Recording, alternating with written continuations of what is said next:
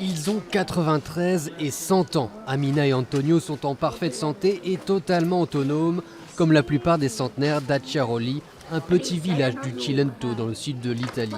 Ici, plus d'un habitant sur 10 a dépassé le cap des 100 ans. On ne mange que des choses saines. On mange beaucoup de poissons, des produits de la campagne que l'on cultive nous-mêmes.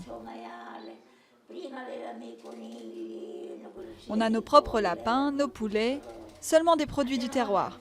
Et l'huile d'olive, on consomme celle que nous produisons. Car ce serait en partie dans l'alimentation que réside le secret de ces heureux centenaires. Pas un hasard si la fameuse diète méditerranéenne a été découverte ici, dans les années 50, par l'américain Ansel Keys. Plus de 60 ans après, ce sont d'ailleurs des scientifiques américains qui ont décidé d'étudier de plus près le mystère de cette longévité, aux côtés de leurs collègues de Rome. Est-ce qu'il y a quelque chose dans leur gène qui, couplé avec autre chose, les fait vivre plus longtemps et en bonne santé ? Il se pourrait qu'ils aient un gène qui fait que quand ils mangent quelque chose, par exemple du romarin qu'ils consomment quotidiennement et qu'ils cultivent eux-mêmes, eh bien peut-être que cela a un effet bénéfique. On sait que le romarin permet d'améliorer les capacités du cerveau.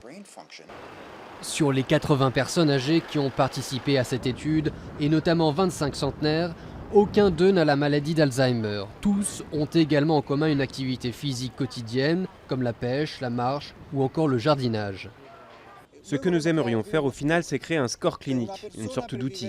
Une personne, pour vivre bien et longtemps, devrait avoir un certain type d'alimentation, un certain type d'activité physique, un certain type de vie en société et une certaine philosophie. Une recette que ces scientifiques espèrent bien un jour exporter pour permettre à d'autres de vieillir en bonne santé.